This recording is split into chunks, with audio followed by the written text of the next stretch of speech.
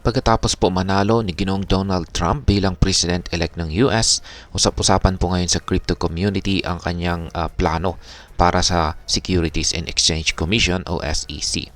Isa po sa mga unang hakbang na balak gawin ni Pangulong Trump ay ang pagtanggal kay Ginoong Gary Gensler bilang SEC Chairman. Kilala po si Ginoong Gensler sa kanyang mahigpit na paninindigan laban sa crypto dahil mahigit 100 na po ang kaso at aksyon ang kanyang ginawa laban sa mga crypto companies.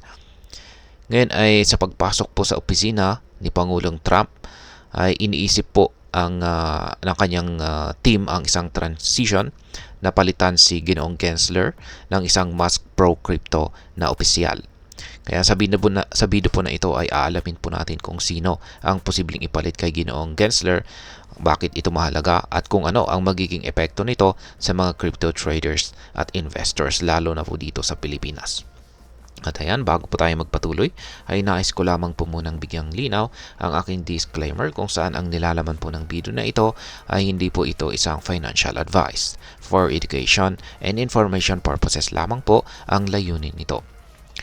Ngayon ay sino nga ba si Ginoong Dan Gallagher at bakit siya ang parang napipisil na pumalit kay Ginoong Gary Gensler? Si Ginoong Dan Gallagher ay ang Chief Legal Officer po o CLO ng Robinhood. Isa po siyang pro-crypto na abogado at dating commission ng SEC sa loob ng 4 na taon bago po lumipat sa Robinhood. Ayon po sa mga ulat, siya ang itinuturing na pangunahing kandidato para palitan si Ginoong Gensler dahil sa kanyang background sa legal at regulatory side ng crypto at dahil din sa kanyang karanasan bilang dating bahagi ng SEC. Kaya malaki ang tiwala ng crypto community sa kakayahan ni Ginoong Gallagher na pamunuan ang ahensya. Bilang CLO ng Robinhood, isang kilalang platform sa crypto trading, ay may malalim na pagkaunawa si Ginoong Gallagher sa mga pangangailangan ng crypto companies at mga investors. Kaya kung siya po ang mailoloklok sa posisyon, inaasahan ng maraming mga crypto leaders na mas magiging makatarungan ang mga pulisiya ng SEC sa crypto industry. Ngayon, ano ang naging kontrobersiya kay Ginoong Gary Gensler bilang SEC Chairman? Si Ginoong Gary Gensler naman ay ang kasalukuyang SEC Chairman at siya ay kilala sa kanyang matinding regulasyon sa crypto industry. Sa halip na bumuo ng malinaw na guidelines, mas nag-focus po siya sa enforcement actions laban sa mga crypto companies. Dahil dito ay maraming mga kumpanya sa industriya ng crypto ang nakaranas ng pag-usig at legal na aksyon. Ang kanyang pamumuno ay nagdulot po ng takot at pangamba sa mga investors at developers dahil ang bawat hakbang nila ay tila may bantang maaring makasuhan. Isa po sa mga pangunahing kritisismo laban kay Ginoong Gensler ay ang kanyang tila iron-handed na pamumuno. Maraming industry leaders ang naniniwalang ang kanyang style ay hindi nakatulong sa pag-unlad ng crypto sector sa US. Dahil dito, isa siya sa mga bargaining chips na pinag-uusapan ng crypto industry na naisa na nilang mapalitan sa pagpasok ng bagong administrasyon. Ngayon ay bakit mahalaga ang pro-crypto stance ng bagong SEC Chairman? Kung mapipili po si Ginoong Dan Gallagher o isa pang pro-crypto na opisyal bilang bagong SEC Chairman, malaki ang tsansa na magkaroon po ng mas malinaw at patas na regulasyon para sa crypto. Kapag ang SEC ay pinamunuan ng isang opisyal na mas may pagkaunawa sa industriya, mas magiging balanse ang mga patakarang ipapatupad nito.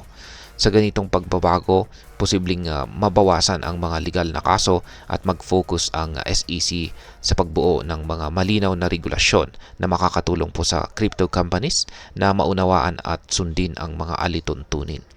Mas magiging favorable o pabor ang ganitong setup para sa pagpasok ng mas maraming crypto companies sa Amerika na maaaring maging sentro ng crypto innovation at investment. Ngayon ay ano naman po ang epekto nito sa crypto market? Ang pagtanggal po kay Ginoong Gensler at ang posibilidad na pag-upo ng isang pro-crypto na opisyal ay magdudulot po ito ng positibong epekto sa crypto market.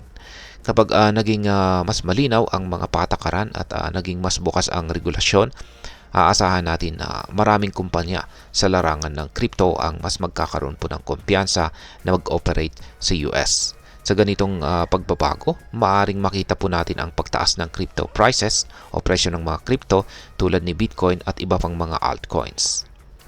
Ngayon ay ano po ang magiging epekto nito sa mga crypto traders at investors dito po sa Pilipinas. Bilang isang Filipino crypto trader o investor, malaki rin ang epekto nito sa atin. Kapag naging crypto-friendly ang US, maaaring magdulot po ito ng mas mataas na demand sa crypto market na maaaring magpataas po sa presyo ng mga crypto assets. Kung ang mga pangunahing bansa tulad ng US ay magpapatupad po ng paborableng regulasyon para sa crypto, may posibilidad na mas mabilis din na susunod ang ibang mga bansa sa paggawa ng mga malinaw na pulisiya para dito. Sa kabilang banda, makikinabang ang mga Pinoy crypto traders at investors mula sa global developments na nagaganap sa US dahil mas magiging open ang market para sa mas maraming exchanges at platforms na posibleng magbigay ng mas mababang fees at mas mataas na liquidity para sa mga crypto assets. Mas magiging accessible ang crypto market para sa mas maraming tao at mas madadalian tayong i-manage ang ating investment. Ngayon ay ano naman po ang aking masasabi tungkol dito. Ang pagbabago po ng pamumuno sa SEC ay maaring maging simula ng isang bagong yugto para sa crypto industry, hindi lamang sa Amerika kundi sa buong mundo. Kung maipapatupad po ang mga pro-crypto na mga pulisiya sa SEC, maaring mas maraming tao ang magtiwala at pumasok sa crypto market. Bilang Pinoy na investor, ito ay isang positibong senyales dahil magkakaroon po tayo ng mas maraming pagkakataon na lumago ang ating investment sa crypto. Ngunit sa kabila po ng mga positibong pananaw, mahalaga pa rin ang pagiging maingat sa pag-i-invest at alamin ang mga posibleng risk. Kaya masasabi kong ang pag-upo ng isang pro-crypto leader sa SEC ay isa sa mga hakbang na maaring magpabago sa industriya ng crypto sa mas paborableng or mas pabor na paraan. Ngunit kailangan pa rin nating subaybayan ang bawat hakbang upang masigurong ang mga pro-crypto promises na ito ay magiging konkreto at hindi lamang nananatiling pangako. At ayan, hanggang dito na lamang po tayo sa video na ito mga ka-crypto. Sana po ay inyong nagustuhan ang aking paliwanag sa video na ito. Kung inyo po itong nagustuhan, pag-click lamang po ang like button nito.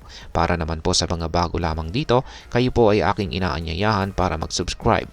Pag-click na rin po ang bell icon nito dahil ito po ang siya magsisilbing notification nito sa mga bago kong videos na akin pong ina-upload sa aking YouTube channel na ito.